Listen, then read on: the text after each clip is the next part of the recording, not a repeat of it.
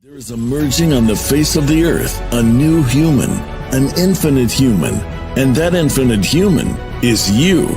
Join Elizabeth Monroy weekly for enlightening discussions, multidimensional journeys, profound meditations, and empowering visualizations as we co-create the new consciousness renaissance together with other blossoming infinite human beings who are shifting the old paradigms of our broken, fragmented, finite 3D Earth and alchemizing it into a more expansive, unified, loving, infinite reality by reclaiming their true divine, infinite power within as the co-creators of the new infinite Earth.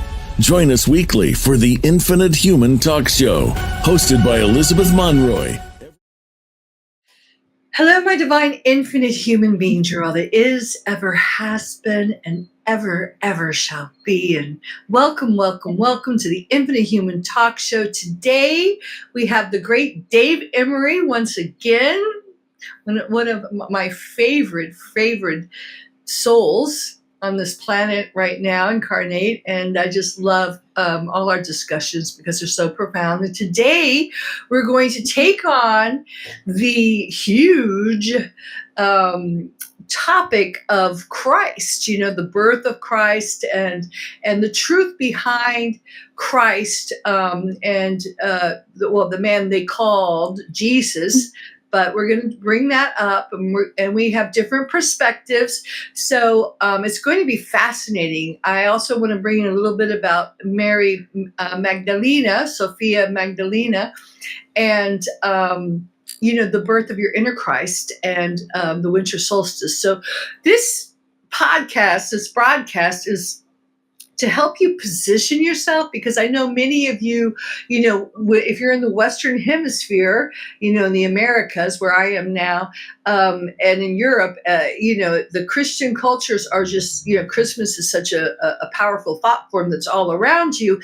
And it's always helped me to every year to choose my position and how I'm going to just be in this energy and what I'm going to be transmitting in terms of my own frequency and truth. And of course, we're also going to at the end talk about the black sheep. And if many of you know me, I'm Elizabeth Monroy. I'm also the author of The Infinite Human. And, I've spent many Christmases by myself, me and Kiki. And we're in Mexico this year, so I don't even, usually Christmas is like, oh yeah, it's Christmas.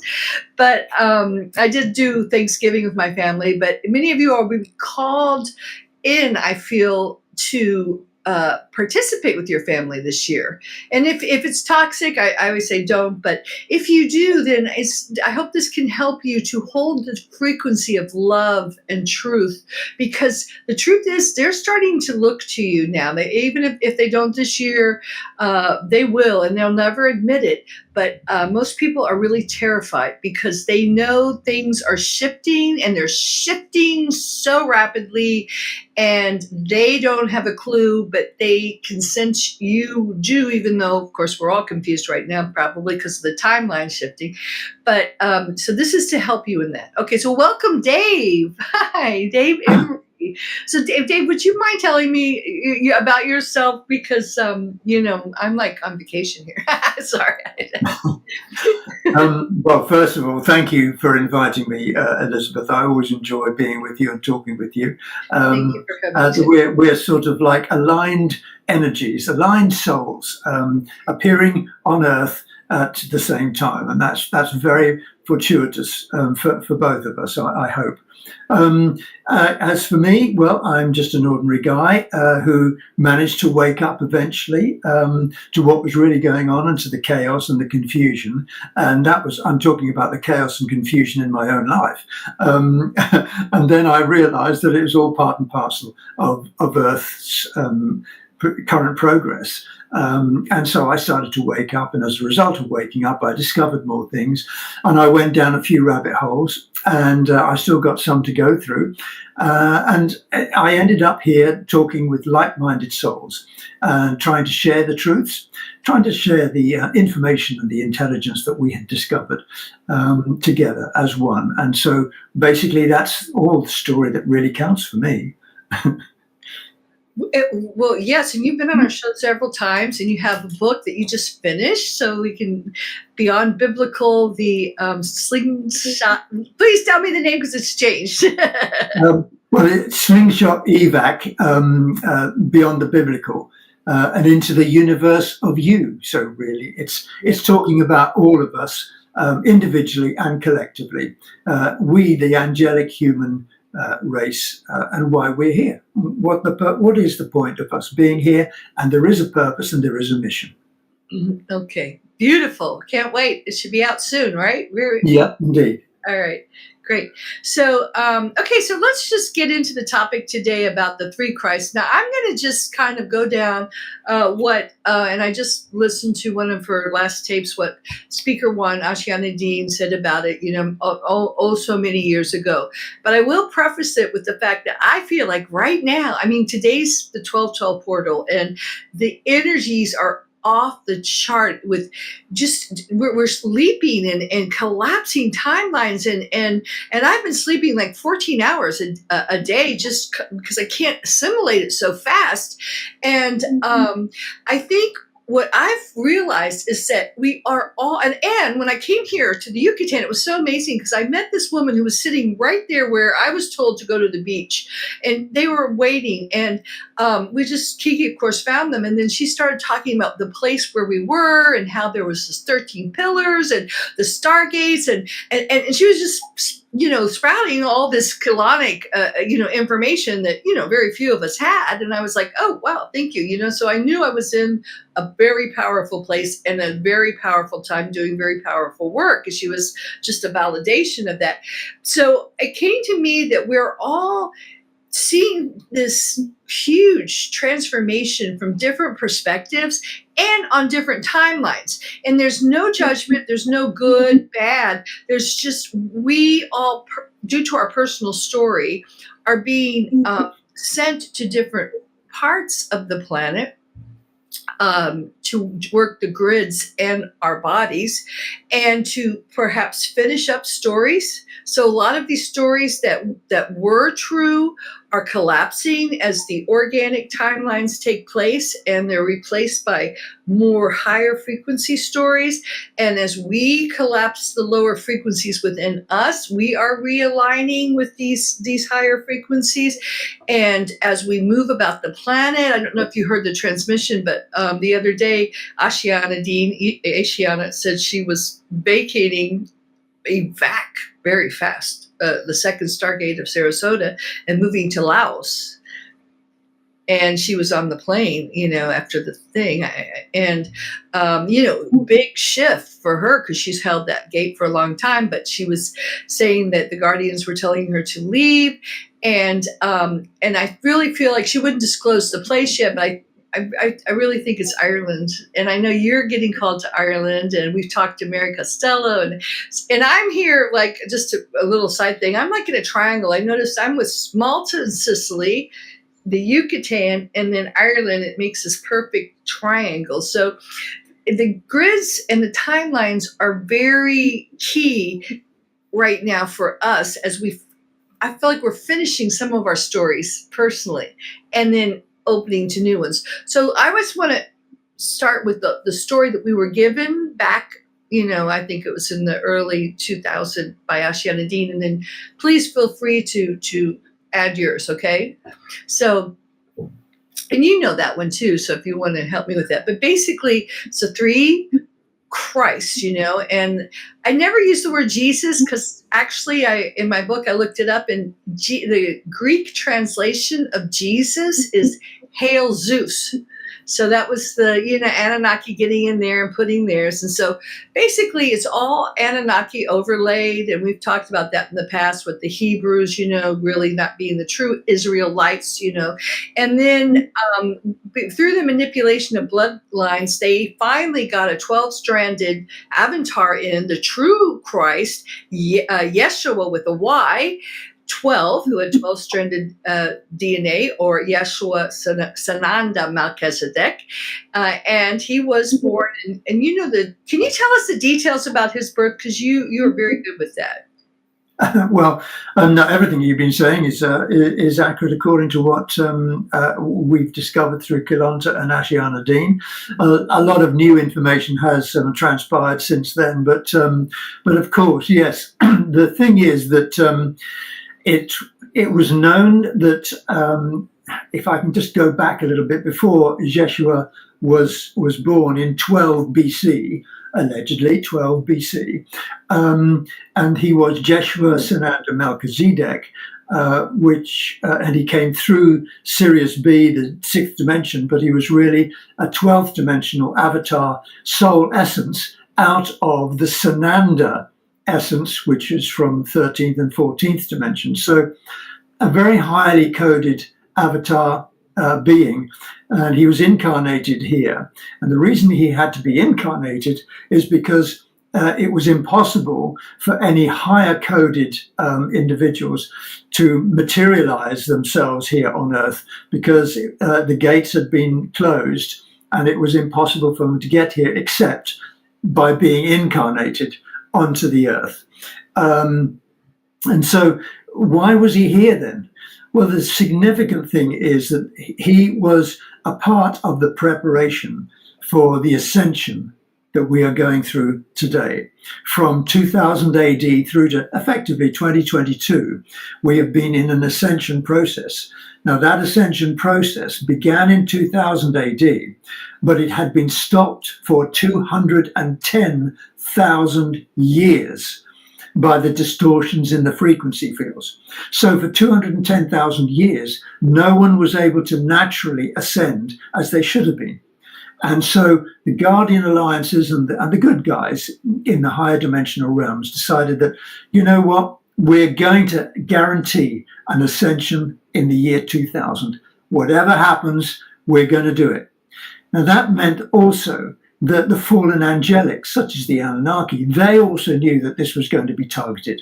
So 2000 AD was a big date line for everyone on Earth and in the multi-dimensions.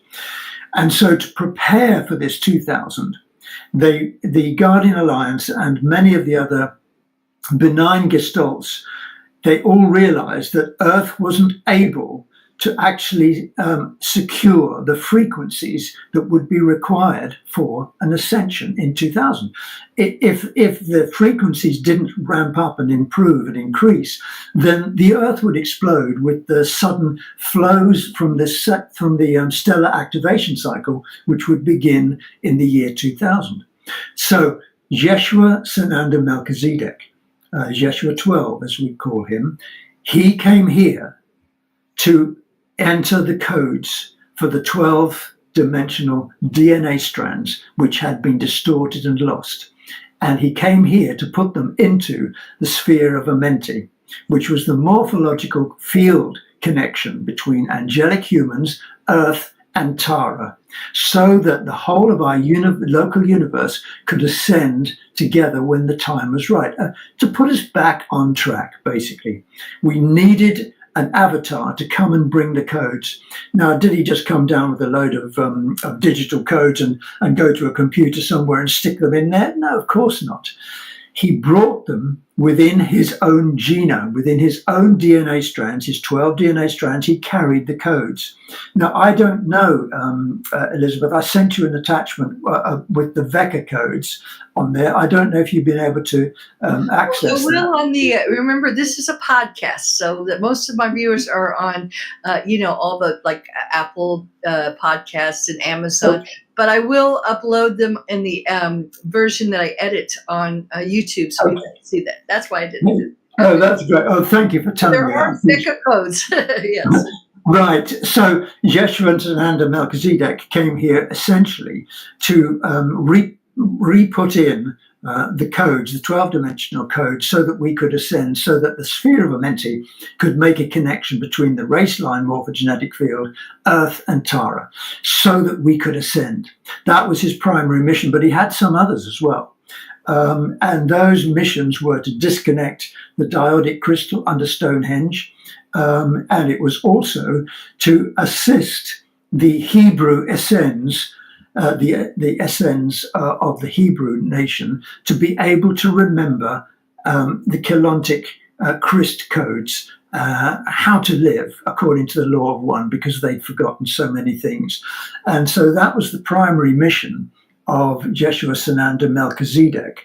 I think that just basically covers the primary importance. And unfortunately, he didn't. He did. I would say, in some ways, we call him a savior. So, in some ways, he was a savior because he saved our Earth's template and the halls of Amente. So he saved it intact, so we could now ascend. But he failed the second part because he wasn't able to do the Nerubian, dismount the Nerubian dyadic crystal grids. But he also did, from what I heard, and you may disagree with this, but he was assigned to, I think, 12 different women from each of the Essene tribes to have sacred sexual, to make love to them, to transmit the codes, to create a lineage of the true Christic races, the true Christic. I've read that. So that's some other things. And then he did transmit the codes, the vector codes, just by being here, which unfortunately, I will put on this pod on my YouTube channel. So, okay. Yeah, well, no, sure. And what you said about is having an alignment with selected females. Yes, that did also happen. It was 6 actually. Six. Six ladies, yes, of different genomic connection, and he didn't take any part of raising these children. These children were raised by the mothers that gave birth to them, and also by Melchizedek blue flame males who stepped in to be the fathers and to look after them. So that is often a destabilizing inner standing when people discover that, in fact, Yeshua 12 did procreate with 6 women and produce 6 children. 5 of them survived. And some manifested in Holland, and one actually manifested in America and became known by the Native American tribes there as White Buffalo Woman, and became very, very famous, and still is talked of. So he introduced the codes through his very birth, but he also introduced the codes through helping to birth 6 other children. And those race lines with 12-dimensional strands exist on Earth today. Okay. And then he was not crucified, but he ascended bodily through the Ark of the Covenant in Giza, the pyramid in Giza. And now this is where this is my story, but feel free to, expand on it, or, whatever you feel. But now, his twin flame, his twin soul, divine counterpart, everyone's using different words nowadays, came with him. But according to Ashiana Dean's work, she was married off to the second Christ. I mean, there are 3, and that was a Christ of, I would say, Anunnaki design, in the sense that he was a 9-stranded avatar, and he was supposed to help, bridge the gap and bring a lot of the Anunnaki hybrids back into the Emerald Covenant, back into the fold, and help them with bioregenesis, giving them, a stepping stone to the 12 strands. But he did not, according to the latest information and video that I heard her saying, he instead, was married off, and Mary Sophia Magdalene did not know this, so she thought he was, the Christ, and I think a lot of manipulation happened because she was female, so she, in a very dark masculine world at the time, and he basically took her, fled. He was the one who did all these sermons. This, was very famous, had a lot of his stuff that did get into the Bible. And I think he's also responsible for the book of Enoch. So there's going to be a lot of his stuff that may be coming out. And he fled to France because he was calling too much attention to himself by the Pharisees and the people who were in power, and went to the Cathars and passed himself off as the true Yeshua 12, and then began to procreate with that strain there. Not all the Cathars, many of them refused to participate because he didn't resonate with them. They knew he wasn't the true Yeshua 12.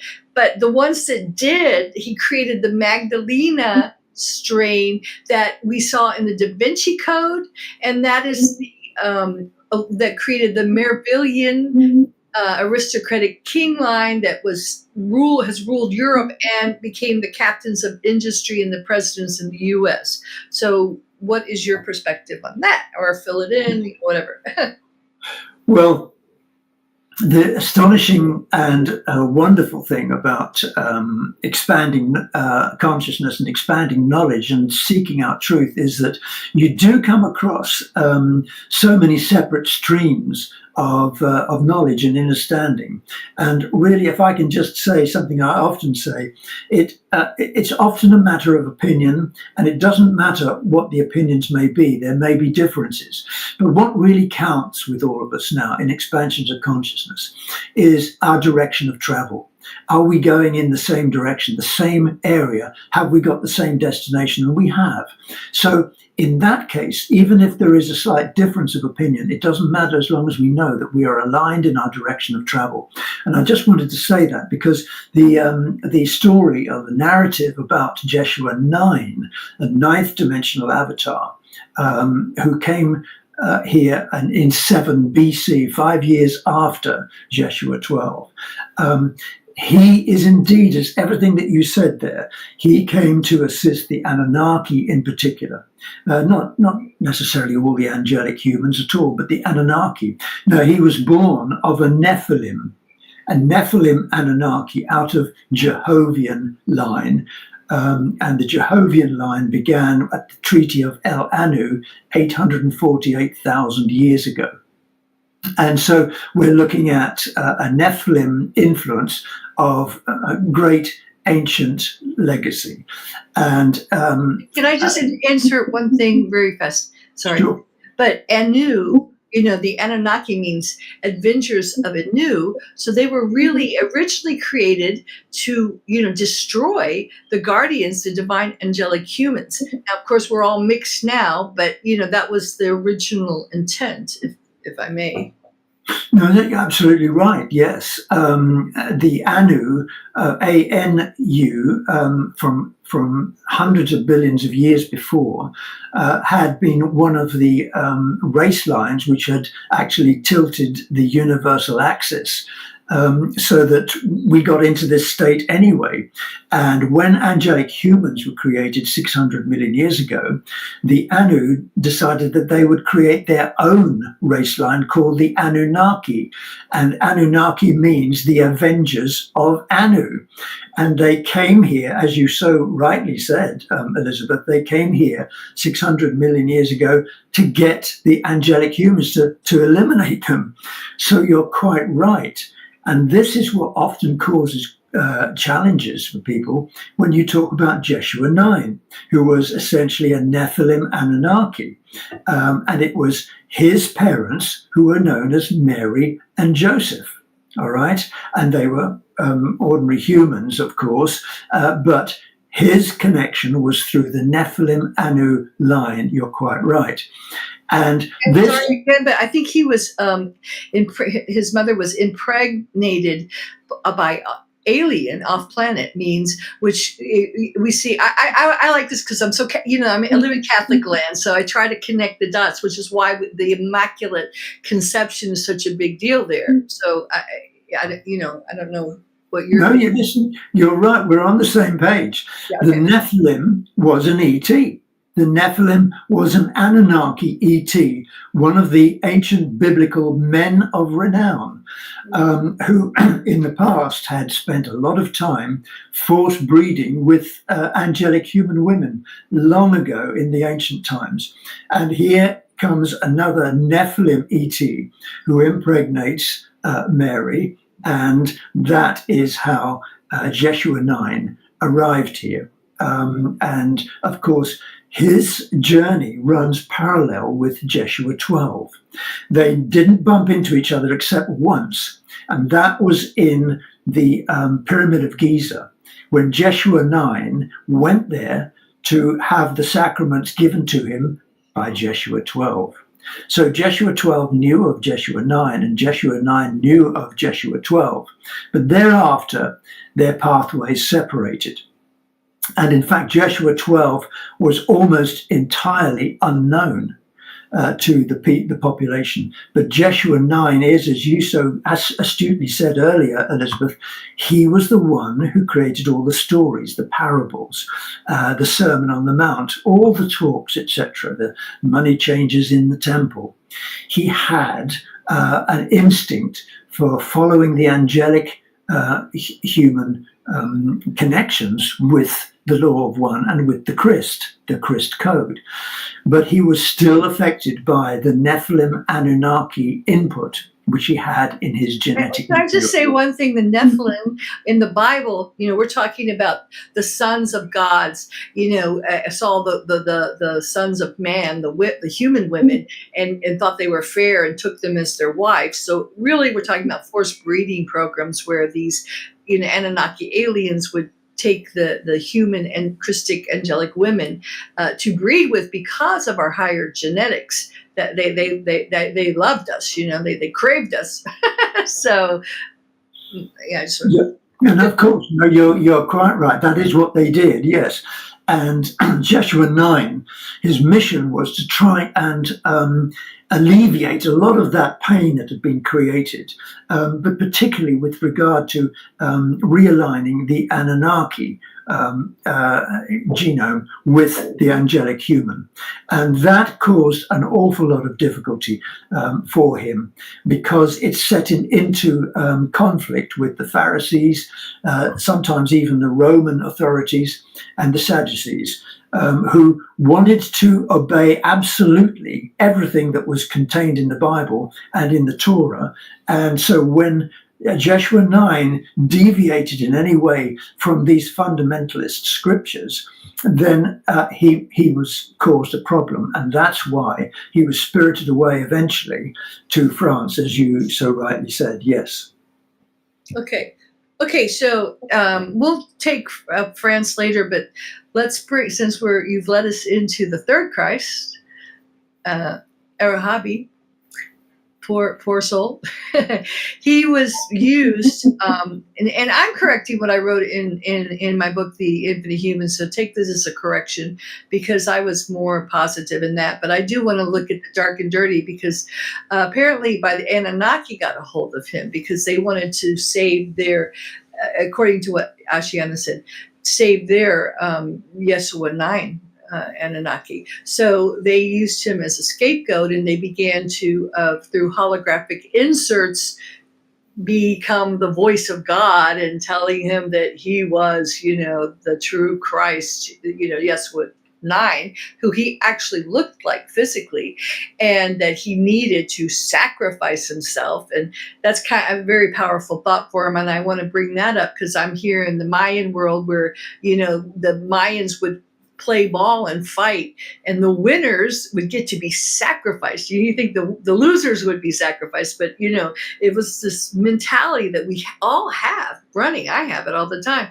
I have to go, whoa, but sacrificing yourself is how you get closer to God, and that's really we're ending that time loop and that thought form. So he was the one, the poor SOB, that got crucified, nailed to the cross. Well, yes, you're right, and that's another topic for another time about the innate energy or inclination to sacrifice oneself for others. That'd be a program in itself. But with regard to Arihabi, yeah, I mean, you couldn't make this story up, could you? I mean, if I wrote a novel about this, people would say, forget it, Dave, nobody's going to believe that one. But in fact, I have to do the movie. I'm waiting for the screenplay. We're going to collaborate on this one. yeah, well, no, it's an astounding story. There was a lot of heat on Yeshua 9. And there could have been a lot of heat on Yeshua 12. There was when Yeshua 12 was born, of course, when Herod tried to kill all the children. But these guys were looked for and hunted for. And so they needed a scapegoat, as you said. They needed somebody to deflect the intentions, etc., of the authorities at the time. Now, let me just interpose here and say that what we've got is a conflict between the Anunnaki and the angelics, not face to face, but what we've got is when Yeshua 9 was born out of a Nephilim connection, it was governed by the Elohim. It was governed by the Elohim. Yeah, now, the fallen Elohim, the fallen. Yeah, yes. Well, the Elohim originally were aligned with the Elohai. Hei, the Elohai, and they were in Lyra, in the cradle of Lyra, 300 11 Stargate, right? Yeah, 300 billion years ago. Yes. And so the Elohai and the Elohim looked after the whole of the time matrix. That was their founder's job. Then they fell apart. And so what you steadily had was the Elohai supporting the Christ code, the Christ, and the Elohim supporting the independent energies of the Anu and the Anunnaki. The Antichrist, really, the Antichrist, right? The Antichrist. So now you've got the situation in Palestine, Israel, in 12 BC and whatever it was, that the Elohim are supporting Yeshua 9, and the Elohai and the Essenes are supporting Yeshua 12. There was no conflict, but there was a separation of powers in terms of that the Elohim were definitely looking after the Anunnaki side of things through Yeshua 9. So you're quite right. So in that case, what the Elohim decided to do was to have a fail-safe, a deflector, and that was Arihabi, an ordinary guy who had been affected by psychic controls, not nasty ones, but just psychic controls to insert into his frequency fields the fact that he was Jesus. He was the Yeshua that we're talking and needed to die on the cross. And yes, he was going to be sacrificed because this was a big deal, of course. But it also played into later Anunnaki and Cabal and human hybrid stories and narratives whereby primordial debt and original sin were tied together, and that the only way to expiate oneself was sacrifice. You had to sacrifice yourself. Wow. Which is what we have just been talking about. Wow. That's in our DNA. Yeah.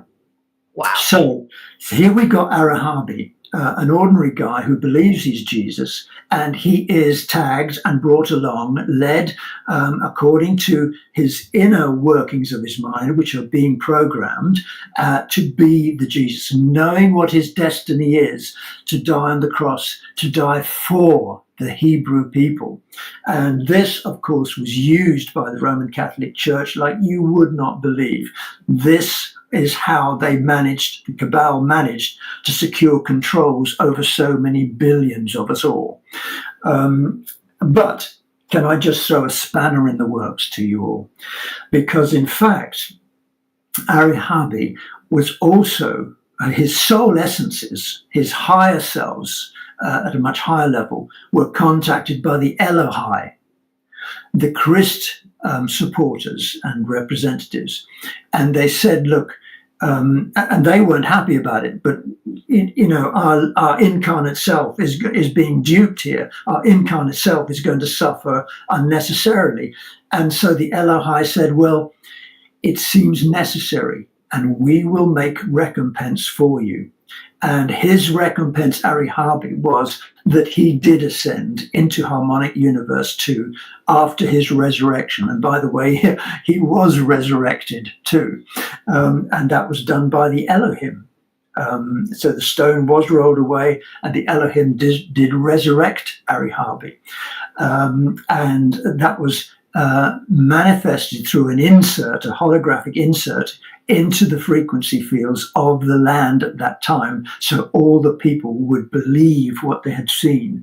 A little bit like the planes going into the Twin Towers, a holographic insert.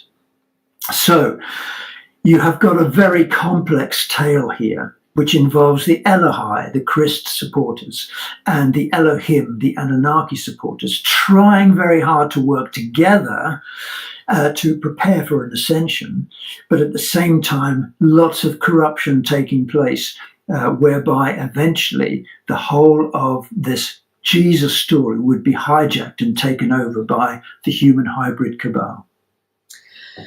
Well, I like that one. Ashianadine really didn't say what happened on this last video I saw to our hobby, but I like that one. And I wrote that in my book too, because it's a much gentler one. And supposedly he was reconstructed physically and given some more time to kind of get it in the physical. And then he didn't bodily ascend, but he did ascend through spiritually, spiritually. So but I just want to pause for a moment, because I'm always in Catholic countries, and I'm sure I'm there because of Peter, because Peter was actually the Peter in the Bible. Oh wow. Yes. Okay. Which actually he was duped. I mean, he was hijacked too, and the Ark of the Covenant, all that fell in the wrong hands. So he has a lot to say about that, but that's another story. But, being around the Catholic world, and he wasn't supposed to go to Rome. He was not supposed to go to Rome. So that whole thing, I'm kind of involved with that, because he's my other counterpart, of correcting the Catholic Church. Even though I was raised by a Presbyterian minister, I'm always, the first place I ever went in Italy was Rome, and I've had an audience with the Pope, and it's always in my face. Even my very dear friends who are very spiritual are walking around with crucifixes on, and it's so much a part of them. I always say you can take an Italian out of the Catholic Church, but you can't take the Catholic Church out of an Italian. And they're very spiritual people, but they're just, and the women especially, which is why I want to talk about the Magdalena, because it's very much a part of the Catholic religion too. But, this crucifixion, when you walk into any of these ancient Tartarian structures, because that's what these cathedrals are, the first thing you see is this bloody, blood-dripping, satanic sacrifice of this half-nude man with the pineal implants, the crucifixion implants, in this cross that is separating the divine masculine from the divine feminine and cutting off the heart, So this is a huge thing. And the Romans, who became the Roman Catholics, really milked it. The sacrifice that you talked about before, and then all these implants that are put in our body. And so I know everyone is going to believe in their time, and you can't push anyone. You can't smack them and wake them up from the program, which I've tried. It doesn't work. But just please, just to set that tone out there, to set that ripple out there, that it was not the correct timeline. That was not the true Yeshua 12 who was crucified. So just let that dissipate, please, for Christ's sake. Okay, well, I have to say, what a claim to fame that is. Maybe not. Meeting the Pope. It was the last pope, the last real pope, not this one, John. Okay, All right. Well, that's fantastic. But yeah, no, you were going to say something about Mary Magdalene there, because Okay, that so is. let's go on with Mary Magdalene then, because I just see so much of the downside of it where I am, because the Catholics do believe in the Magdalena. You know, they have all kinds of statues of her with her long hair living in the cave in the south of France. But and a lot of well, I'll just say Lisa Renee's works talks about how they actually, the Illuminati got a hold of her. They used her Sophic knowledge to create their blood sacrifice rituals to prolong life, which was not, it was supposed to be for eternal life. And they used her as a breeder to create their Anunnaki lines that ended up, like I said before, ruling Europe, you know, and that's, and I just want to put an end to that, because so many people are saying, I'm of the Magdalene line, or, you know, the Illuminati, or I'm of the Royal Magic Grail lines, but these were not the true Christic Grail lines, you know, that came all the way from the Atlantis, or even from Yeshua Twin's lineage, but these were the Anunnaki hybrid, you know, engineered lines. So, and that takes us to the Cathars, you know, of course, the future of that. But please tell me your version. Well, no, it's fascinating, because the royals of the well, Elizabeth II, when she was here, was many times quoted as saying that her line, her royal line, were descended from the line of King David and Solomon. And of course, you know, before I started to wake up, I believed all that. I knew all about the histories. I thought, how amazing that your line can go all the way back to there. But in fact, now that I've woken up and discovered a few things, what a load of BS that is. And here's the reason, because you see, Yeshua 12, let's go back to the original. Yeshua 12 in 12 BC was born into the line of King David / Solomon. He was, not Yeshua 9 of the Nephilim Anunnaki seed line. It was Yeshua 12. And none of the royals that ever existed thereafter in any country ever came from Yeshua 12. Now, they think that Yeshua 12 was the Jesus, but they didn't realize about Yeshua 9, and they didn't know about Arihabi, etc., etc. So they just made it all up. And the reason, and I'm just going to slightly shift here because it is relevant, the reason that the royals have red carpets and golden coaches and everybody hangs on their every word, and they have so much wealth and they're so influential and they have such status, is simply because the Anunnaki are into all of that influence and status. The Anunnaki love gods, kings, queens, and so on. The royals, the powers, the separation from the ordinary chaff. And that's what they really like. The angelic humans never had kings and queens. They had magi queens and magi grail kings, but they were not revered as special people. They were regarded as important because they carried codes. They knew the laws more than the ordinary angelic humans, and they carried higher frequency codes, the DNA 7 to 12. That was why they were important in every angelic tribe. Not that they had red carpets and people would bow down every time they walked past. We, as angelic humans, have never had that reverence for royals, etc. But the Anunnaki have. The Anunnaki, throughout their whole history, have always been interested so much with royals. And so no surprise that Mary Magdalene began the Merovingian line along with Yeshua 9, and all of the Anunnaki royals came out of that line. They didn't come out of Yeshua 12, King David's line. So I'm sorry to all of those royals in the UK who think that Elizabeth and Charles come from King David's line, because it's nonsense. Well, I just want to add to that because, as I wrote in the book, the angelic humans, we were the royals because we were the Yeah. guardians of the Grail, the stargates, the guardians of the ley lines, the guardians of our Mother Earth. And we never ruled over people because people were God sovereign free. That was not even in our thought process. And it's interesting because my name is Elizabeth Monroy in French.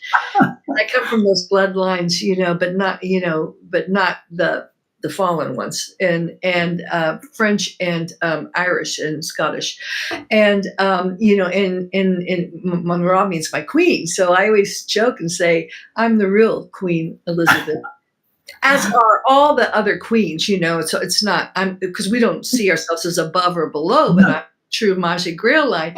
And in Italy they always call me, I say Elizabeth. Oh, Queen Elizabeth, they say.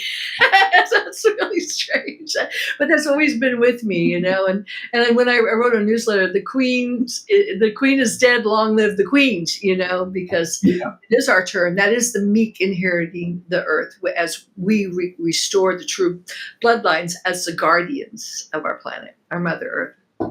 Well, wonderful. I know that royals, the word royals actually has echoes with the word gruels, the gruels, and the gruels are the significant Stargate connection portals with the morphogenetic field of Earth. So gruel and royal is very, very important because the codes, the frequencies are what connect us all. And you're quite right, of course, about the angelics. We regarded everything as unified. We believed in unity consciousness, that we were all one, and there was no difference between us, and that therefore we were all gods of the Christ. So yeah, I totally agree with that. Well, I'm just going to take one little sidestep and then I'll finish up with Mary Magdalene, which brings us to probably the only real king that was in our true history, but was moved into mythology. But King Arthur, who was a Grail king and who tried to finish a Yeshua 12's job with the deidetic Niburian crystal matrix, but also failed. And apparently, I hear he's back. I don't know. Do you really? Oh, no, I don't know. Maybe he's back as a rock star and he's got an album out. Well, no, according to some sources, he was put into stasis. He didn't die. He was put into stasis. Oh, right. Okay. Yeah, No, I don't know that. so, That would be a fascinating story. But let's get to Mary Magdalena. I just want to because in the Catholic Church, I see her. Okay, first of all, I don't think she agreed to be used to be a breeder for the Anunnaki. One and two, I really see what they've done. The Roman Catholic Church has usurped the divine eternal mother and placed the Magdalene. Well, really, they've placed the Mother Mary, and the Magdalene, was cast kind of as a whore, but as this pitiful, suffering, entity, and also created a Black Madonna network around the planet, to further, lower the frequencies of our Earth, which grid system, which is leaving now. But I just see so much manipulation with the Magdalena. So, do you have some positive words about that?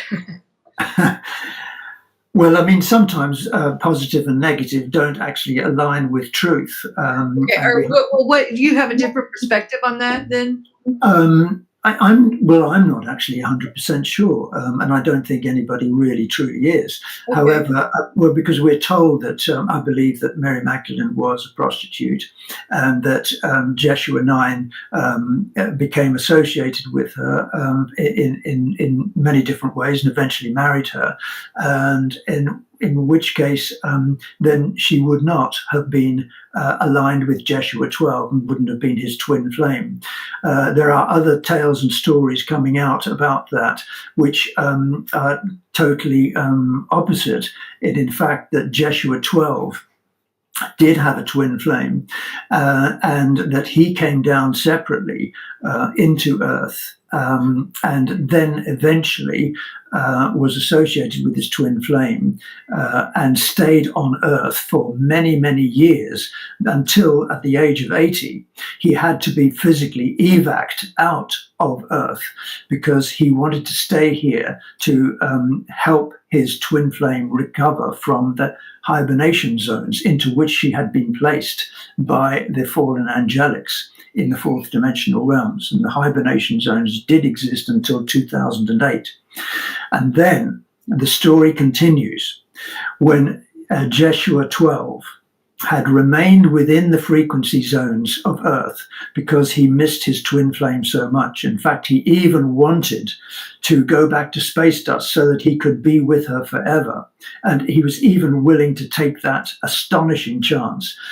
And then in 2008, in grid work in Virginia Beach, the hibernation zones, which were an artificially created zone in the fourth dimension by the fallen angelics, those hibernation zones would store soul essences for as long as were required, and then returned as was needed. So they were being used. So soul essences would die, get locked into the hibernation zones, and Yeshua 12's twin flame was one of them.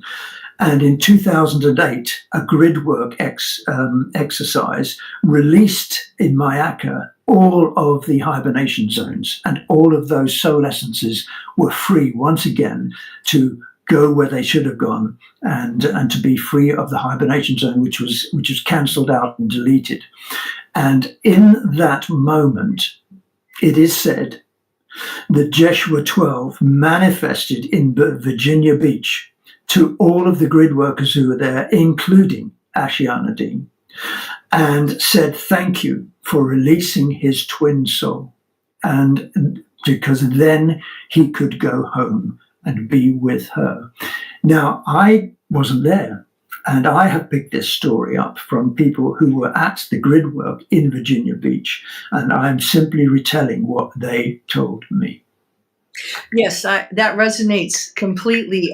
The only thing is that I think he had to actually leave bodily before then. I think Yeshua and I might have been the one who stuck around for a while, but he did not leave. He just stayed waiting for her, and she had and she was also coated with a lot of Metatronic reversals that had to be cleared away. But and I believe that. I see that with Peter and I, that when you have your true twin soul, your counterpart, the initial flame that sparks, you're one. So you can't really leave. It'd be like leaving without your right, your right side or your left side. You have to get. That's part of the restoration process, and the risk of coming down here and doing the work, because you're going to get overlays and all kinds of other crap on you. But hallelujah, that's I resonate with what you're saying there, because you are in touch and have been in touch and with your twin flame, and that is just absolutely amazing. So I respect and resonate with everything that you say there.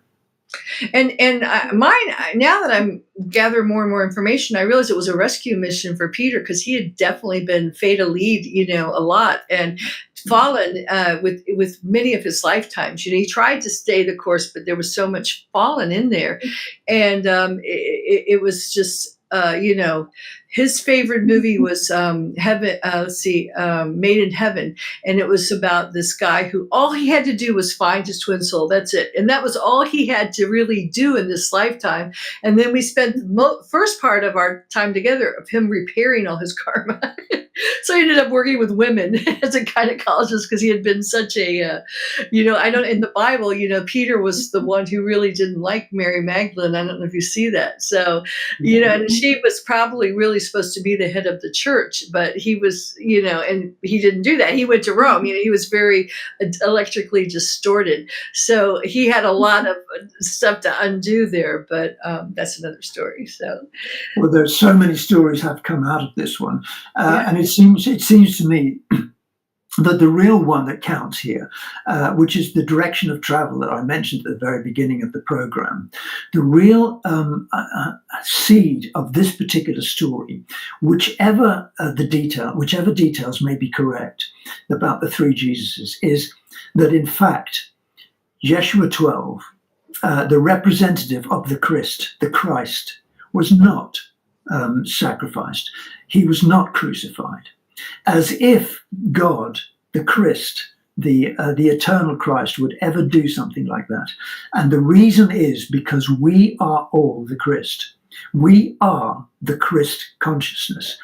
And we represent in the incarnate form all of those Christian and Christic energies which are calling us back eternally into the place we never left. And this was the message of Yeshua 12. And this was meant to be the message of Yeshua 9, but it got distorted, as so many things do get distorted in our world here. So the real takeaway is that we are the Christ. We are the energetic, eternal Christ. And Yeshua 12 showed us the way, and we now have to realize who we are. We are made in his image, it says in the Bible. Amen. Hallelujah, brother.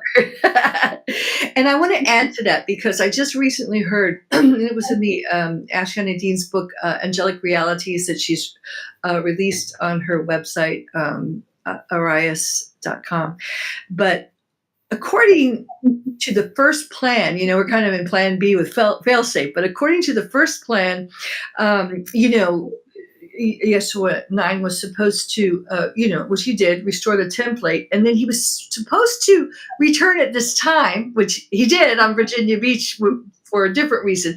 But he was supposed to continue the plan with the halls of Amente.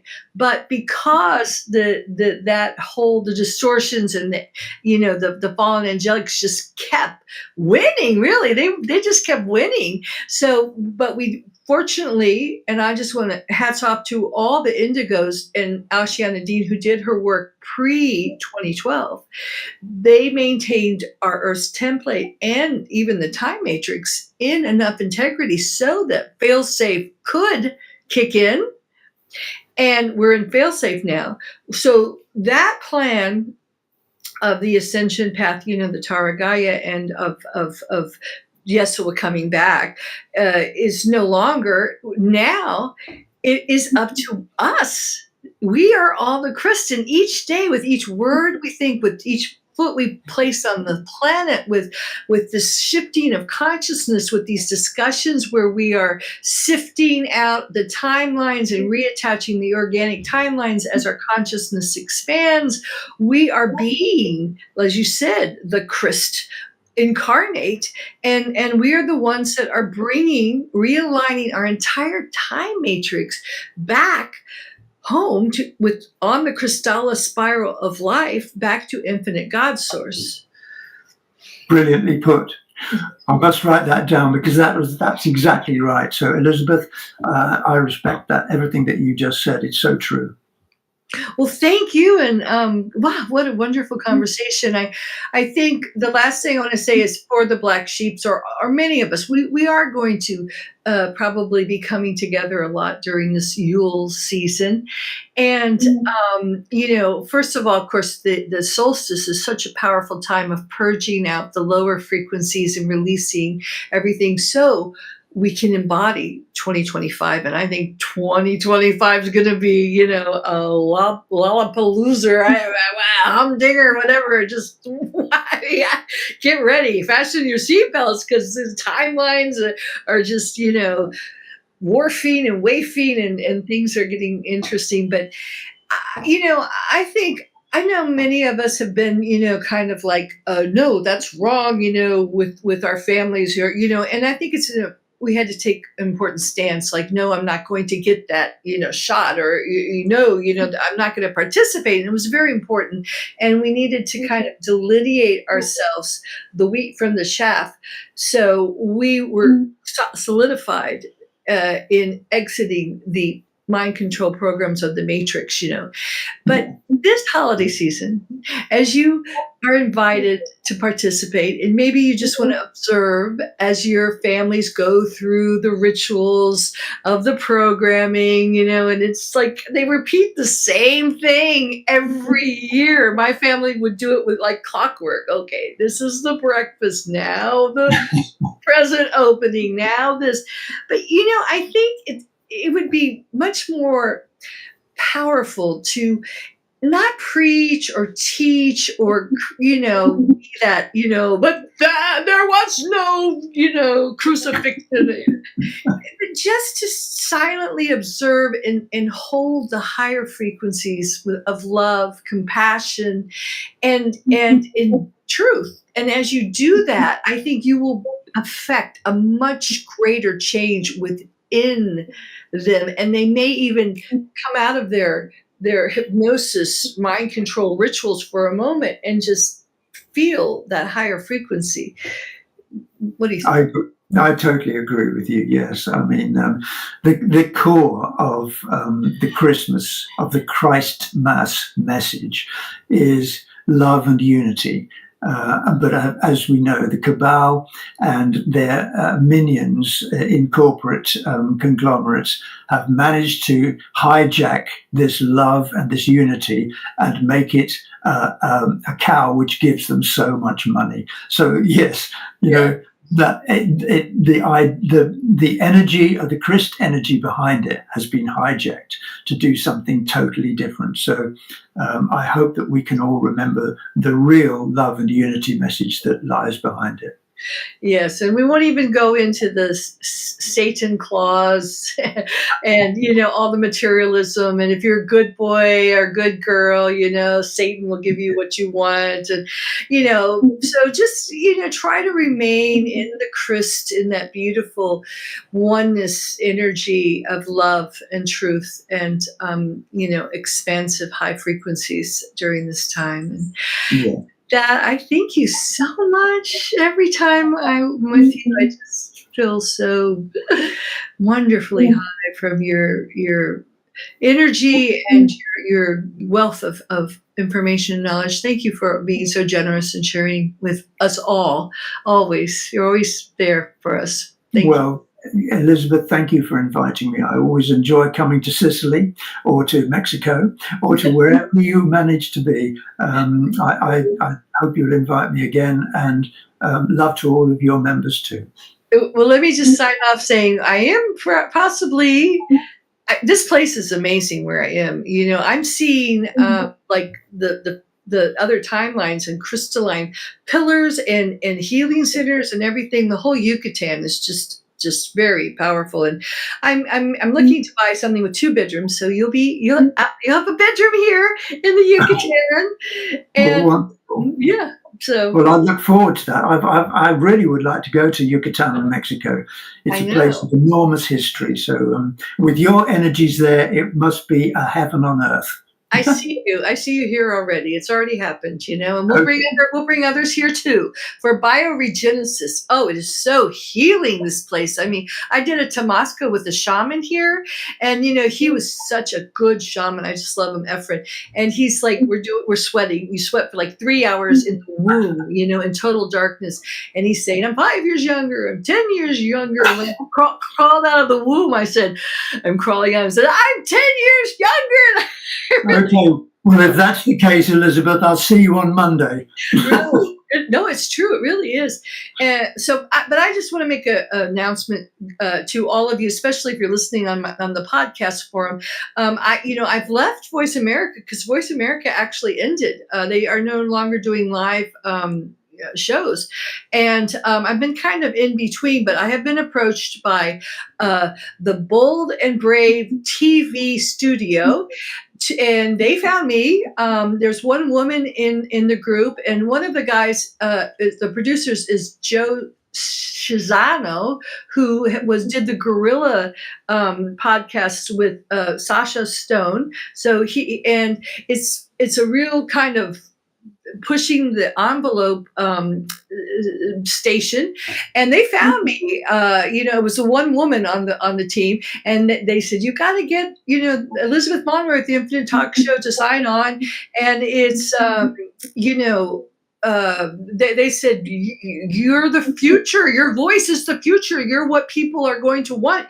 So I'm like, oh, really? Okay, good. Sounds amazing. Amazing. And now I have paid Voice America very much to be on, to have them produce my show, and I just did it out of total faith, because I was told to. I always do what I'm told, even though I might complain sometimes. And and I found out I love it. I'm passionate about it, and I've had over 50,000 people tune in, about 5,000 a month. Wow. And thank you all. I'm so grateful to you. Thank you so much. And I love doing it. And I've got so many wonderful comments that I've helped. It's very inspiring. It helps you to remember. Really, the point is just to help remind you and reconstruct your memories of how infinite and powerful you are. So I signed a contract with them. They're supposed to get me in front of 500 million people, also on TV. Now there are going to be commercials. So, but you know what? I'm not paying for this, so I need to, get some money back for my work, because it takes a lot of work. And I always try to promote the people the guests that come on here too, because I like to have regular people. But we should be starting that hopefully by the new year. And David Emery will have to have you back on, so you be in front of 500 million people. Oh goodness, don't tell me it. Don't tell me. Okay, that'd be great. Elizabeth, thank you again for inviting me, and I hope that I see you again soon. Okay, bye. Okay, bye. Thank you for tuning in to today's episode of the Infinite Human Talk Show with your host, Elizabeth Monroy. We hope today's episode has inspired you to join the new consciousness renaissance and be the change by reclaiming your true divine infinite nature within and becoming an infinite human and a co-creator of the new infinite earth. Tune in next week for another empowering episode. Until then, have an infinite week.